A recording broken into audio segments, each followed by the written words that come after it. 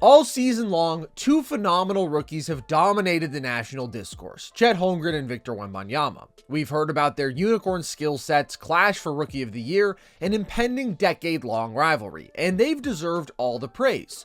But a bit more under the radar, another rookie has emerged as an undeniable future star and has actually led the class in scoring over the last couple weeks, during which he has produced with the volume and efficiency of not just a future star, but a star, period.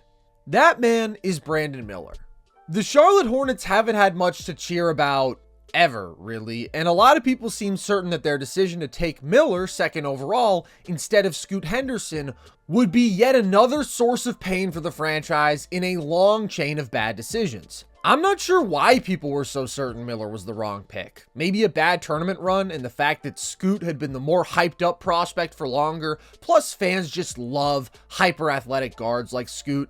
It'd make more sense if fans turned on Miller because of his link to a fatal shooting at Alabama last year, but that honestly never felt like the driving factor in the distaste for him as a player. Regardless, from a basketball perspective, I was a big advocate for the Hornets taking Miller at number 2. Not only did I feel he was a better prospect than Scoot, I felt he was a much better fit alongside LaMelo Ball.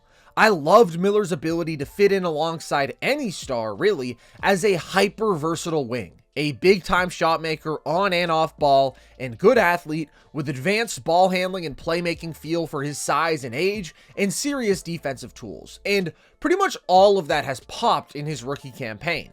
Maybe the most impressive aspect of Miller's game so far has been his ability to handle a legitimate load out of pick and roll and create with solid efficiency there as a 6'9" rookie, which isn't normal.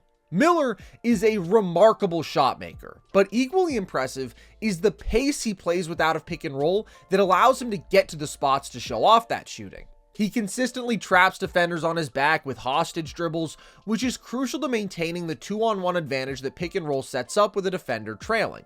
That will force a big in a standard drop coverage to concede looks from mid-range and floater range to the ball handler because he's worried about taking away the rim. And Miller is already quite proficient there. He shoots 46% from mid-range, and although he's made just 40% of his floaters, which isn't a great number, his comfort taking those shots at a high volume and excellent shooting touch overall bodes well. So Miller already plays with excellent pace to get to those spots, but his change in pace can also get him all the way to the rim. Look at how this little hesitation gets him the step he needs on Turner. His handle is also very advanced and tight. Look at how he spins off DiVincenzo, keeps him trapped on his back, crosses into open space, and nails this. This is a clean hezzy tween into a pull-up against an elite defender. This is a big sweeping right to left cross where he really sells the drive right, then pulls back to create the separation he needs. He's got a lot in his bag, and he very rarely loses his handle. He has just 13 lost ball turnovers this year, a phenomenal number for someone with his offensive role. This guard-level ball handling at 6'9" does evoke Brandon Miller's personal GOAT, Paul George. It's just not normal for a player of that size, and it feeds into his impressive shot-making tool bag on ball. Because Miller isn't just a very accurate shooter, he's an extremely fluid mover with impressive balance and elite footwork as a jump shooter.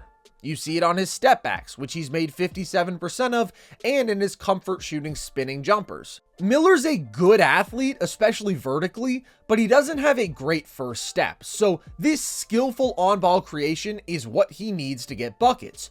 He's crafty. I love his paint footwork, ability to stop on a dime, and difficult shot making. His knack for manipulating defenders out of pick and roll into fouls really stood out in college. And although he hasn't gotten to the line at nearly the same rate yet in the pros, you see the flashes. This is such a herky-jerky possession. This has all the appearances of a step-back jumper, but Miller instead turns the corner, then steps back, pump fakes, and gets Siakam jumping. That's 2 free throws. That's really tough to guard, and it's a very mature possession from a rookie wing. And maturity is really a theme for Miller offensively. He's just ahead of schedule, and while the assist numbers may not wow you, that's true for his playmaking too.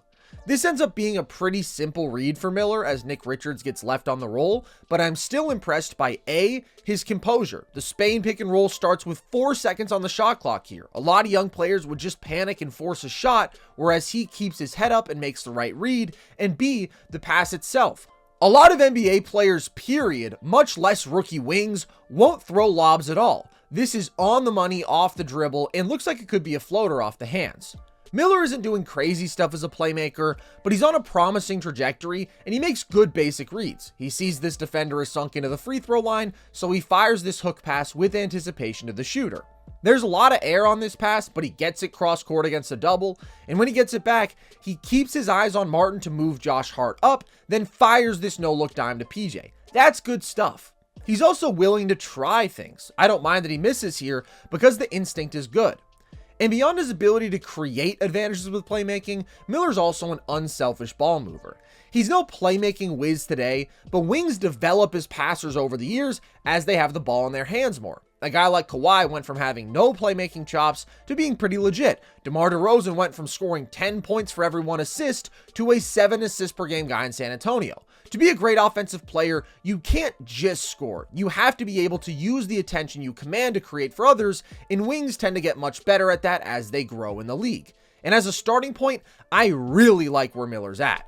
His feel and IQ shines off ball too, along with, of course, his shooting. Miller embraces playing without the ball, and he's got some tricks for creating separation there. He jukes one of the best perimeter defenders in the league out of his shoes here. He can lull the defender with casual body language and then explode, and he does not need much of a window with his size, balance, and shooting skill. Here, he sees LeBron as ball watching, and he just drifts to the open space. This is a great immediate relocation off a pass, catching the defense sleeping for an open three. He has a knack for getting open off ball, and his footwork is also excellent. He's totally comfortable shooting off a hop going either direction, and look at how fluidly he goes from backpedaling to a hop, and he's perfectly squared up here. It's just pretty and clean. That off-ball skill set is immensely valuable. Teams are overflowing today with guys who want to run 20 pick and rolls a game. So to have a player who can create on ball, but can also complement those other stars, taking up attention away from the ball and providing great spacing is ideal and not easy to find. And again, I will point to Brandon Miller's GOAT PG as a prime example of this. He's also scored with 90th percentile efficiency out of handoffs this year, another great way to weaponize his shooting, as he's made over 38% of his catch and shoot threes. Miller's having one of the most prolific three-point shooting seasons by a rookie ever. He's been on a particular heater as of late, but is on pace to push for a spot in the top 5 on the all-time rookie leaderboard for threes made. This handoff causes Siakam to stick with Bridges for a second, and he's not used to having to guard this far out, so it's a wide open 3 for Miller. Handoffs can also effectively work as pick and rolls with a running start for the ball handler. Here, instead of starting from a more stagnant position, he can sprint without the ball in his hands to get all the separation he needs for a clean jumper. Miller's also a naturally effective transition player, as he runs the floor well and can shoot the hell out of the ball. Miller's only real limitation offensively is his ability to attack and finish around the rim. He's slight and struggles with physicality, which can force him to turn to tough runners on drives like this, or often simply settle for a jumper. And again, he lacks a great first step. Miller ranks outside the top 150 in the league in restricted area field goals made per game and has shot just 58% there. Those numbers need to improve. At rim attempts are the most efficient in basketball, lead to more free points at the line, and collapse defenses to create more playmaking opportunities. They also make scores more consistent since they don't have to overwhelmingly rely on their jump shot falling. Miller's gonna have to add strength to improve there, and his limitations attacking the rim are the only reason I'm not ready to proclaim him a future superstar. But when you're 6'9", have a smooth handle, change pace well, and are an elite shooter, those guys tend to do pretty well. Before he debuted in the league, I said I expected Miller to be a 25+ point per game scorer, and I absolutely do. I also still think Miller has really good defensive tools. It's been tough for them to shine this year because Charlotte is the worst defense in the league, and they don't take that side of the ball seriously, but you still see flashes. Miller has a monstrous 7'2" wingspan and moves well laterally. In college, he played with consistent effort and could both match up with lead guards at the point of attack and bring value as a secondary rim protector and help and recover defender.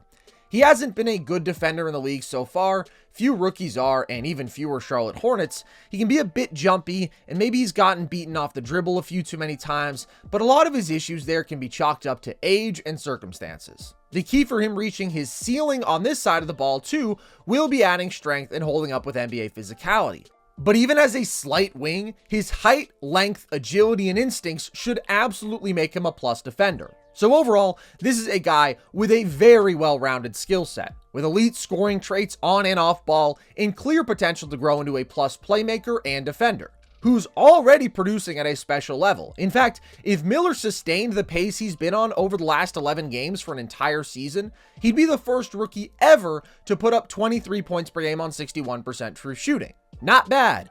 Of course, he hasn't been doing that all year, but this is the midseason leap you love to see from a rookie, and his consistency as of late has been stellar. He's dropped 20 plus points in 9 of his last 11 games. A lot of people rejoiced at every little bump in the road for Miller. Every rough summer league game was apparently the end of his career, but turns out he's been a baller all along. To me, this man is the foundation of the Hornets' future. LaMelo is really good, but considering health concerns, two-way issues, iffy shot selection, and his ball-dominant style, it's just easier to see Miller's style driving winning alongside other great players. He fits with anyone, LaMelo certainly included, and he just plays beautiful basketball and can impact the game in a whole lot of ways. So, Hornets fans, congrats. Forget what everyone said, you got a good one.